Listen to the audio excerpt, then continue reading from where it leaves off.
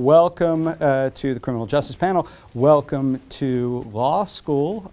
Congratulations on your success. My name is Josh Bowers. I am a professor here. I teach mainly criminal law and criminal procedure classes. I also teach some other courses as well, occasionally constitutional law. Every year I teach a seminar with my colleague Charles Barzin called Rule of Law and Threats to It. In my former life I was a public defender at the Bronx Defenders Holistic Defender Office, obviously in Bronx County, New York. Sounds a little bit like a superhero outfit, but we kind of thought of ourselves that way. And before that, I was a white-collar defense attorney for a year at a boutique white-collar defense firm in Midtown Manhattan. So, you know, I am happy to talk to you guys about private side defense work, indigent defender work, and criminal justice more generally. And actually that's what we're going to talk about today, obviously, is criminal justice. Oh, also I should mention, I am formerly co-director and still faculty advisor of the program in law and public service. I don't know if any of you guys just came from Crystal Shin's panel, but I've worked for a long time with the public interest program, the law and public service program, and informally with other public interest efforts at the law school. So I want to talk to you today about what it's like and what you can expect when it comes to studying criminal law and criminal justice at UVA Law School. So what you're definitely going to study, almost no matter where you go to law school, because it's pretty much a core requirement for 1Ls at any law school in the country, is what's called substantive criminal law. This is the 1L criminal law course, the required 1L criminal law course. And what you can think of it as is the what of criminal law. What do we punish? The substance of crimes. That's why it's called substantive criminal law. And to some degree, it's how we go about making criminal law. And to put that simply, criminal law is somewhat special when it comes to first-year courses because it's your one opportunity to engage in the legal skill of statutory interpretation. And there's good reason for that. So contracts and torts and property may be dictated by what's called common law, by judicial decisions, by kind of reading the judicial tea leaves. Criminal law is not like that, or it's not entirely like that. There's still a common law element to it. There's still interpretive elements. But interpretation of what? Of written statutes. And the reason for that is we want to be especially careful before bringing down the hammer of the state, bringing down this, you know, all law has effect on people's lives, but only one body of law carries the stigma and the hard treatment of criminal punishment. So at least ostensibly, we're supposed to be careful with that. Now, what statutes are we looking at when it comes to substantive criminal law? And pretty much any so-called, you know, national law school, what you are looking at is not exclusively the body of law local to that particular law school. So yes, we will touch on Virginia statutes, but we will not look exclusively at or even predominantly at Virginia statutes. We'll look for national trends, minority trends, majority trends. And that's to prepare you to practice law, criminal law just about anywhere. Okay, the other big box of crim law related courses beyond substantive criminal law is what's called criminal procedure. Really the how of how crim law actors, how the stakeholders, how the professionals do their work.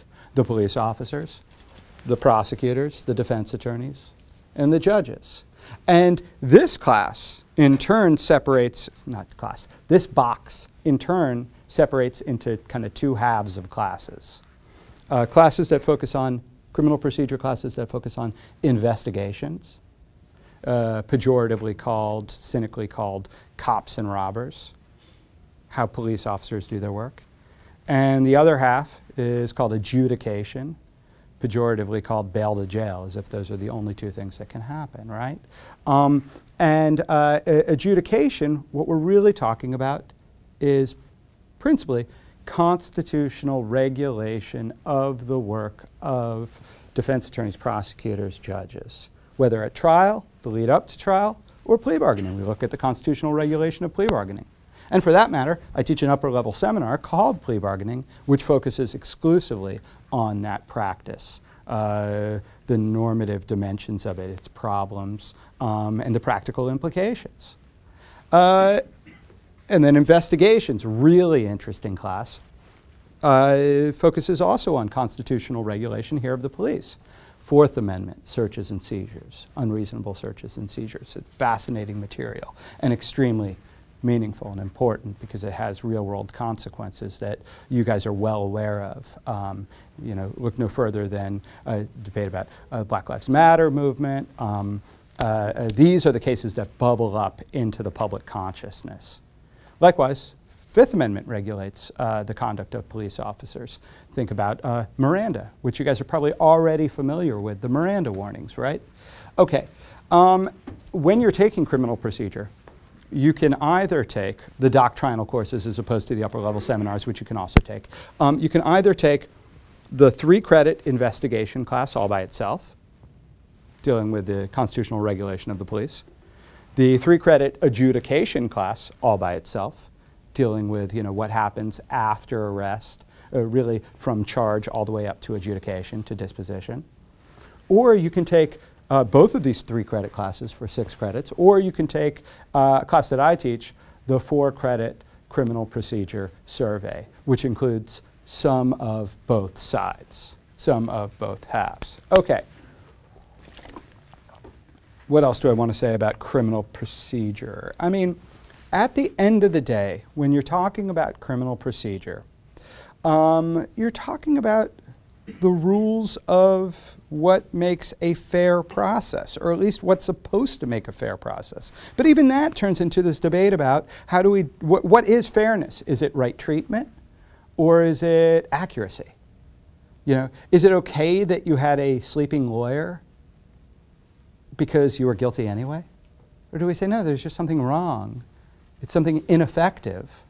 It's a right to counsel doctrine, ineffective assistance of counsel. There's something ineffective about not having that advocate zealously advocating on your behalf throughout the trial, independent of whether you're actually guilty of the crime or not.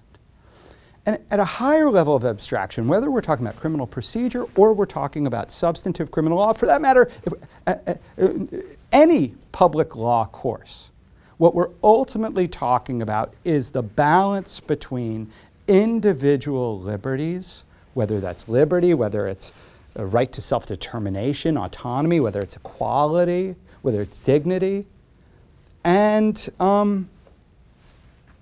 public safety and order. And the state's claim, if it has that claim, to that the particular regime of social order it's pursuing. That is to say, when is the state our friend giving us benefits and subsidies versus when is the state a threat to us? This is core to all public law courses, but it's especially profound when we talk about criminal law and criminal procedure. What do our enforcement and punishment practices have to say about us, about who we are as a people? Okay, with that grand charge behind us, just a little more in the nitty-gritty, the nuts and bolts. So you've got substantive criminal law during your 1L year. You've got criminal procedure, which you can take as an elective at any point throughout your time here, or not at all if you decide that criminal law was enough. But especially investigations, very rich, very interesting materials. Beyond that, there are lots of upper-level seminars, crim theory seminars, crim procedure seminars, substantive criminal law seminars, seminars on affirmative defenses, seminars on social science in the law. Professor Harmon's class, Law of the Police, which has become something of a national model.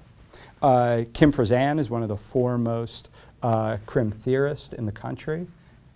You can take a practical class, like my plea bargaining class, or you can take an experiential class, like the prosecution clinic, the defense clinic, the criminal defense clinic, or for that matter, the innocence clinic. And there are ways to get involved in criminal justice even without, or even before you get up to 2L and 3L year, where you're doing clinical work. So for instance, you can become a part of a pro bono project during your 1L year.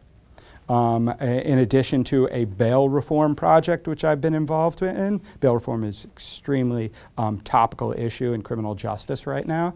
I'm also a member of the Civilian Review Board for the City of Charlottesville, and in both capacities, I've sort of set up my own mini pro bono projects and brought 1L students into those efforts. And there's lots of opportunities like that. There's the externship program. I don't know if you guys are going to go to the externship panel, but a number of the externships are in the criminal law domain. Even our Supreme Court clinic, it's not exclusively about cases, but more often than not, it seems like when cert is granted to the Supreme Court clinic, when they get to argue and brief their cases before the Supreme Court, it is for crim law cases. They get cert granted on crim law cases. And we just got a really exceptional crim law faculty at this law school. I mean, my colleagues are really my heroes because they're not just exceptional in the sense of scholarship, they're really excellent teachers who care about their teaching a lot. And I don't mean to badmouth any law school in particular, but I've been affiliated with several law schools, some of which care more about teaching, some of which care less. This is a law school that cares a lot about teaching. It doesn't mean that every teacher you have while you're here is going to be a great or an exceptional teacher, but everyone's going to bring it. Everyone's going to try. And that's really valuable. That's really valuable. I mean, that's what helps build a community. So people like Ann Coughlin, I co-teach with her sometimes, and I'm just in awe. She's an amazing teacher.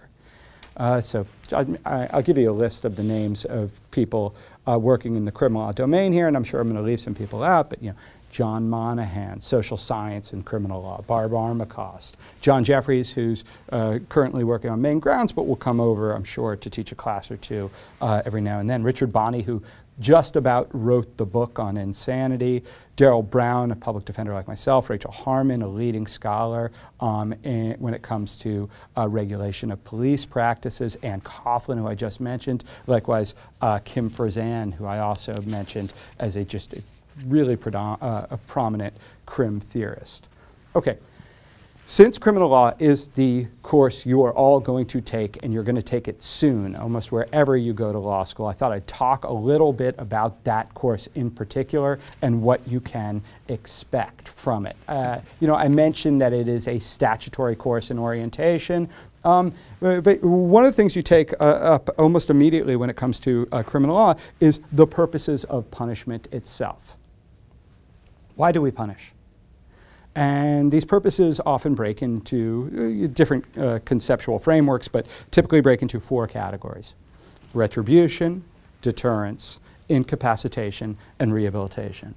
In a nutshell, retribution is, some people frame it as an eye for an eye, but, what do you deserve? Let's get even with this person for doing this bad thing or this socially costly thing that he or she did. Deterrence is not so retrospective, it's more prospective. Retribution is looking back at the conduct you did and saying that conduct was blameworthy for X, Y, or Z reason. Deterrence is saying, well, let's look forward and try to minimize the chance that this happens again by teaching that person a lesson and by expressing that lesson to the rest of the community to say, if other people behave like this, you are going to face the same sets of consequences. Incapacitation, I'll give you a cartoonish version of it. It's actually more sophisticated than this, but sort of says, well, okay, yeah, we can try to teach people lessons, but the best way to make sure people don't do something again is just to lock them up. And it's more sophisticated than that. And then rehabilitation is saying, wait, no. It's both looking backwards and forwards, saying, there's a reason why this happened. And we can sort of fix what ails this person to make sure it doesn't happen again. So it's something closer to a public health approach than a blame and shame approach. Drug courts might be a modern instantiation of a rehabilitative criminal justice model. Okay, so we talk about the different purposes of punishment, and we also talk about the crime definition process a lot, which I already sketched out to you, statutory in nature. And you might say, again, we touched a little bit on why, but it's basically that the touchstone of the principle of legality, the rule of law as applied to criminal justice, the touchstone is publicity and precision, what's sometimes called notice and standards. This idea that the stigma and hard treatment of criminal justice demand that we make especially clear to you at the front end what is prescribed so you can plan your life accordingly. And that we rein in, we limit the ability, discretion still exists in our criminal justice system, but to the extent possible, we rein in that discretion by putting in place criteria or standards for enforcement and punishment, the rules of the game for the police, the prosecutors, the defense attorneys, and the judges. And then we move on to the basic elements of any crime. When we talk about the basic elements of any crime, you might have some familiarity with this where you say, okay, well, the elements of burglary are breaking or entering a building with intent to commit a crime therein. Yes, those are the specific elements of burglary.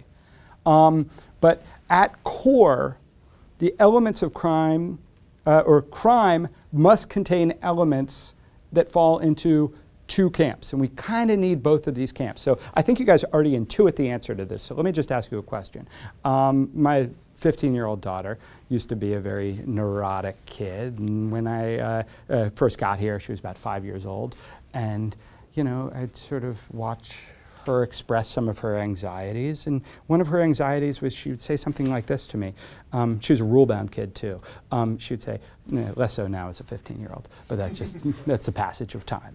But she would say, I'm worried I've done something wrong because I was thinking about hitting my brother. And what do you think our question for her? What do you think the follow-up to that was? What do you think we said? We said, I was thinking about hitting my brother. Yes, did you? Did you do it? Did you do it? Did you engage in conduct, right? Because this is core to criminal law. We don't, or at least we're not supposed to, punish people for just their bad thoughts, even their bad resolutions. It's their bad actions. Well, we need to have some amount of activity. And you might say, well, what about attempt? What about uncompleted crimes? Significantly, even for an uncompleted crime, we demand that you took steps in the direct, what's sometimes called substantial step, or an overt action in furtherance of the crime. It's not enough that you just said, I am set on doing it. It's not enough that you wrote it in your diary and said, I'm going to do this. Conduct is required for criminal punishment in a small L liberal criminal justice system, a criminal justice system that hews to the rule of law. Now, something else she would sometimes say is she would get troubled by the differences between, or she didn't see the differences between a lie and a joke or a story. She'd sort of say, like, but these things didn't happen, and I'm saying they did. Aren't I lying? What would you say to her there? How is she not? Malicious intent. Yeah, exactly. Now you're actually taking one of the mens rea terms of criminal justice, which is malice. But yeah, it's enough to say in colloquial terms, the intent is different as between the two. Your mind state is different as between the two. What's called your mens rea is different as between the two. In one instance, you have an intent to deceive. That's what makes it a lie. In the other instance, you have an intent to make someone laugh or entertain them. That's a different form of intent. And one intent is worthy of criminal punishment, and one intent is, or may be worthy of criminal punishment, and one intent is not. So it's not just, and this is a term often used in old criminal law, it's not just the evil-doing hand, it's also the guilty mind. Oliver Wendell Holmes said, and I'm paraphrasing here, something along the lines of, even a dog can tell the difference between being kicked and stumbled over, right? The conduct ultimately may be the same, and even the harm may be the same. The dog may be just as physically injured by the stumble as opposed to the kick. But the kick is intentional, what old criminal law would call malicious, right? Now, it could be that there is room to criminally punish even the stumble. Perhaps the person, this is the dog's domain, and a person is recklessly running about this domain in a dangerous manner. We might say that that kind of mind state, recklessness, is also worthy of criminal punishment. But that's exactly the point, and that's what we drill down to. There's lots of different types of mind states that can be coupled with lots of different types of conduct. Intention or purpose, knowledge, recklessness, negligence. Is negligence sufficient for criminal culpability? This is a big point of controversy. And then we also explore these weird kind of idiosyncratic corners, major points of controversy, where, notwithstanding everything I just said, the criminal law says in certain small circumstances we're going to have what's called strict liability crimes or strict liability elements. We're going to remove this typical core requirement, and that's what these typical core requirements are: conduct and mens rea. So one more in that vein. I remember my daughter once wandered through the neighbor's yard.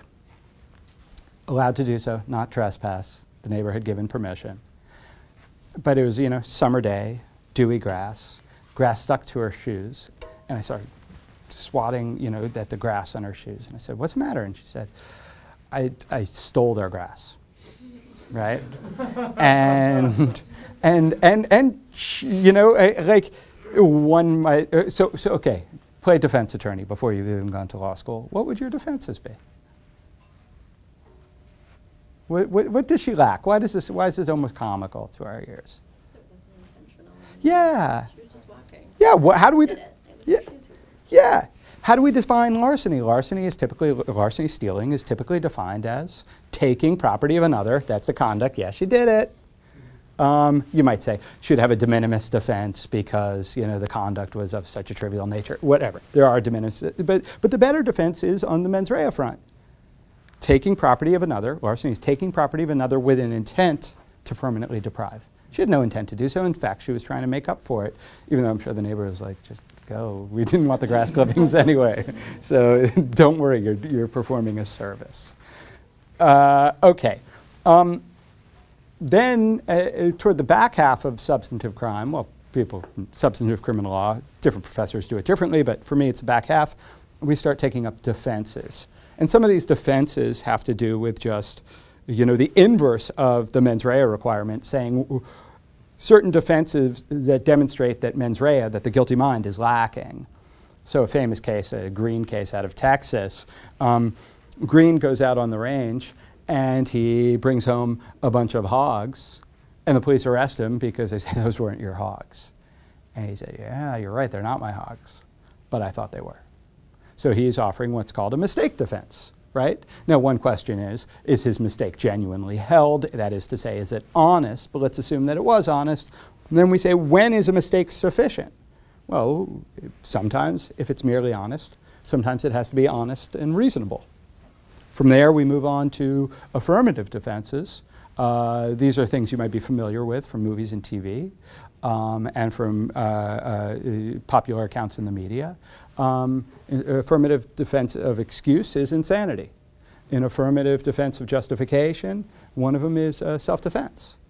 So we take up those questions as well. All right, so that is substantive criminal law. We are now pretty deep in. So I could talk more about criminal procedure, but I think I'll just open it up to questions instead. And these can be questions about anything. It doesn't have to be about substantive criminal law. It can be about public interest opportunities having to do with criminal justice at the law school. So back to the pro bono that you were talking about earlier. Yep. I kind of have this probably naive view. I live in a big city, and I think pro bono for big city schools, it's easy to find potential people to help. Is that also the case here in Charlottesville? Yeah, so I was actually talking about this with a student at the end of the last session as well. And so there's trade-offs, right? So the obvious plus at a big city is that there are, a place like New York, lots of different public interest organizations within a stone's throw. But the law school may not have a, deep or meaningful relationship with any of those civil or criminal legal service offices. By contrast, we've got the Legal Aid Justice Center in Charlottesville, which is one of the premier civil legal services offices in the country, does some criminal law-related stuff as well. And they're all, well, not all, a great number of the lawyers there are our former graduates. They help us run our clinics. I'm on their board. My wife works there, right? Like we've got these, we've got an intimate connection with not just LAJC, but some of the other offices in the city, because it's a smaller pond, but all the fish know each other, right? And so that actually leads to, I almost feel like it leads to the ability to have those kind of pro bono experiences right away without getting kind of lost in the crowd. And frankly, we also have an externship program and full-time and part-time externships and other metropolitan areas nearby. So lots of people will do a part-time externship with a law office in DC or in Richmond, and they're still coming back to do their classes here. But I'll just say this, for a college town, we have an outsized number of two professions, and I'm looking at Warren when I say this because we're mutual friends with one group of these people. I feel like there are a lot of architects here because everyone's like, oh, the Jeffersonian vision. Jefferson was an architect. I will be one too, and I'm going to stay here. And there's lots of lawyers here. There are a lot of lawyers working locally here, all of whom we are intimately familiar with and we have good relationships with. Just a couple days ago, I was sitting in the office of Joe Platania, our Commonwealth attorney. He helps run our prosecution clinic.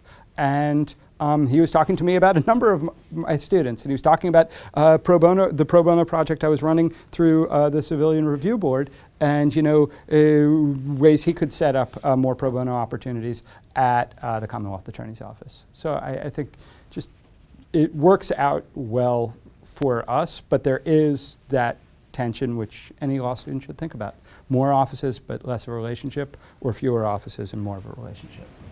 Is the Hunt and Andrews Current Partnership in Richmond or in Charlottesville? I don't know. Because Hunt and Williams has offices in both places, and so I don't know if it's local to one or it could be either.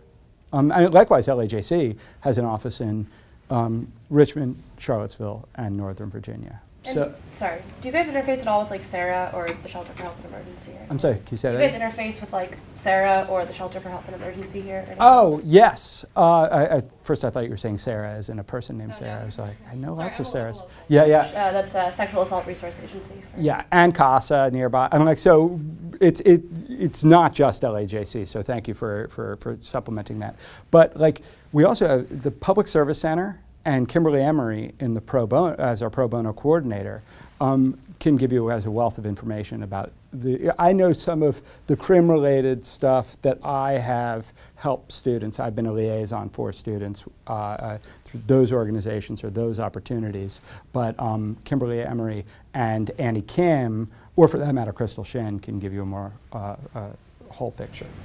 How many criminal law students would you say participate in some aspect of experiential learning, whether it's clinics or externships? Like, how many criminal law students are given that opportunity? Everyone's given the opportunity. Which opportunity, it may be my wife runs special ed pro bono project year after year, and some years she'll get 10 applicants for 6 or 7 spots, and she'll have to make some hard decisions. But there are other pro bono opportunities for those 3 or 4 students. Other times, she'll get 6 applicants for 7 spots.